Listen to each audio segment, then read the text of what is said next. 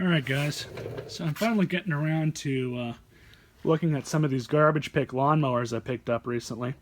And this particular Craftsman has a model of Tecumseh motor on it that I've actually never worked on, much less seen.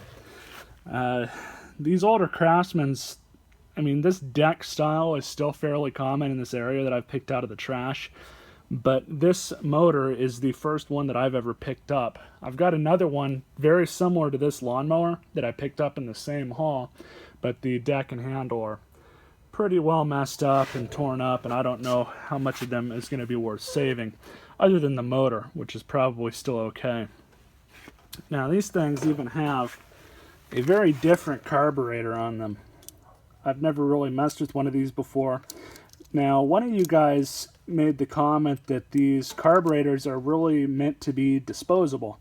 I don't know if that you mean, I don't know if this commenter meant that, you know, they're just cheaply made, or, you know, they were intended to be disposable from the factory, or probably a combination of both.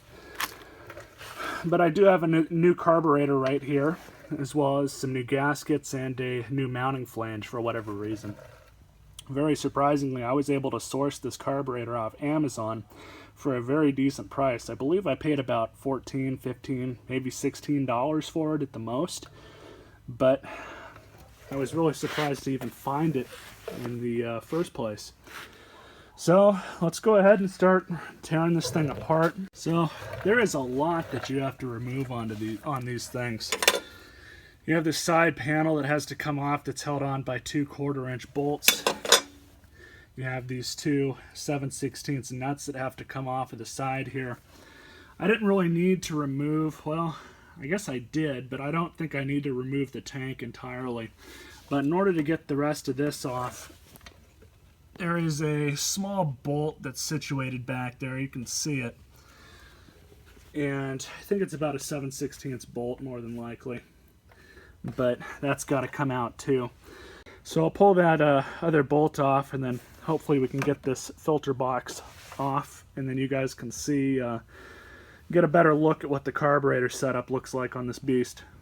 I love using power tools. No, they're not the right tools for impact use, but this little guy doesn't really matter all that much. If this was a pneumatic air tool, I probably wouldn't be using them, but on low torque applications like these, it's just really handy to have that little guy. But, so I've got that bolt out, and it's actually a 3/8 inch. So let's see if we can pull this cover back and off. It's probably still connected by something, and it looks like there is a small rubber hose that it's connected to. We don't have much travel, but we can just bend it out of the way like that. And now we have a better look at the top of our carburetor. So as far as this carburetor is concerned, it looks like both of these bolts come off. Gasket inside of the air filter assembly that has to be changed out, which is the one right here actually. And I don't think there's too much more, so I'm going to need some deep sockets probably to pull those out, and we'll get started. Gotta say, I like these little Harbor Freight Pittsburgh ratchets. Pretty damn good, even though the handle wears out pretty quick on them, at least as far as the logo is concerned. But all I'm doing is just pulling these off.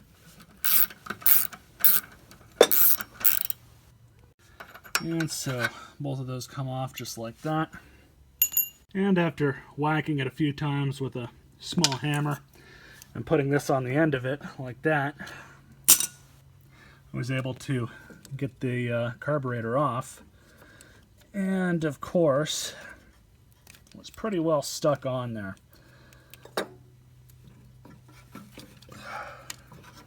But there's the carburetor.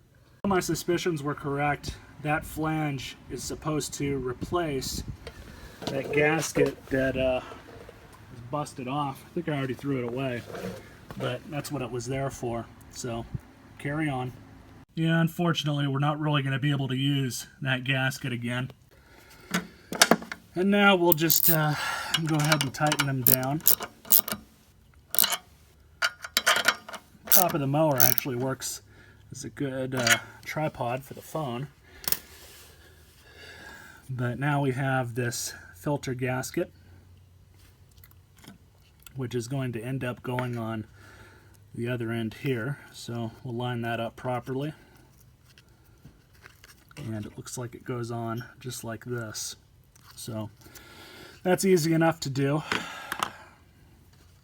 But we can stick this on just for the time being. And while I'm at it, I will reconnect the fuel hose to the carburetor bowl. This fuel hose is actually in pretty decent shape, so I'm not going to worry about changing it. But now that's back on and in place. So like I said, we're on the home stretch. Just put the blade control cable back in. Simple enough there.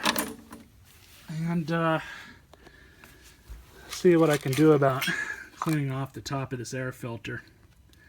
It's not in the best shape. I might change it. I know I'm going to have to buy one though separately, because I know for a fact I don't have another one of these unless the one that's on that mower out there is in better condition. I'll check that right now and see what we can do.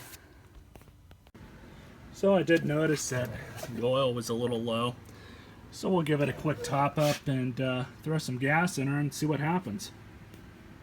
So one big mess later. I should have opened that carburetor up, the replacement one, before I stuck it on there, because sure enough there was an issue with it. I was able to rectify it. It was pretty simple, but sometimes the simplest ones make the biggest mess.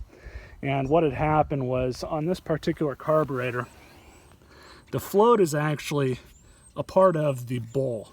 It's not up a part of the carburetor where the needle and the seat are inside of the carb. They're actually in this plastic bowl here. So the float goes up like that, and it articulates itself with the seat and needle right here.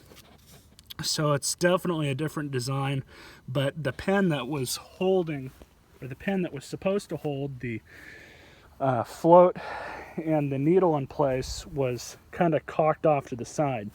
So I was having a flooding issue big time. It was letting too much fuel go in through the carb and into the motor. It was expelling fuel out of the exhaust, and it just wasn't able to get it to run. And I ended up hydrolocking it a couple pulls in. So I knew what was going on, and it was easy enough just to pull the carb back apart.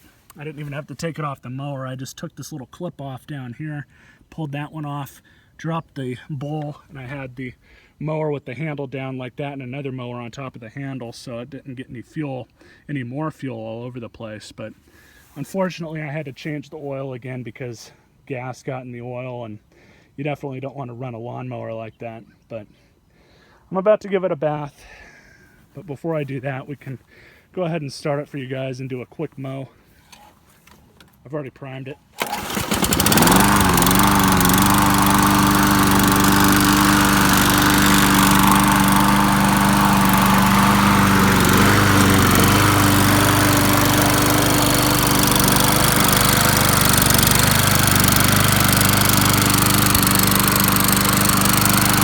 It just needs to be ran a while, but we'll do some quick mowing with it. Unfortunately, I don't have the bag.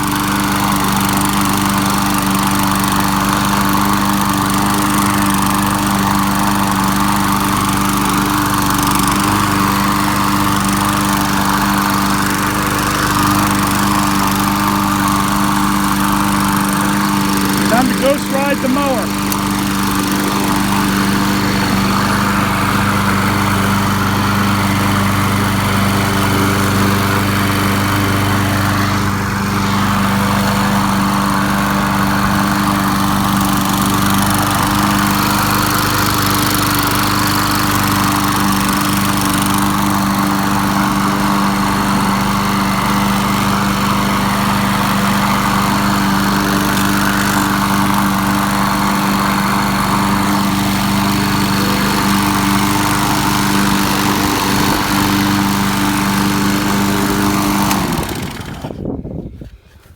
So, ghost riding aside, the blade needs to be sharpened, and the wheels at least need to be adjusted because it's not cutting as close to the ground as I would like it to.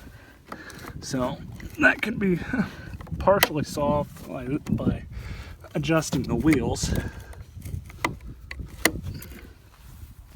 maybe we can get a better cut out of that. But I'm happy with how this thing is running. Like I said, it just needs to be ran for a while. It probably hasn't been run in a long time, but like I said in the initial haul video, it has been maintained because that is a new fuel hose. Because it's very pliable, and it actually looks like this blade control cable's fairly new as well, because it's not cracked up or damaged or destroyed or anything else. But I hope you guys enjoyed this video. Just time to give it a bath now. You all stay classy.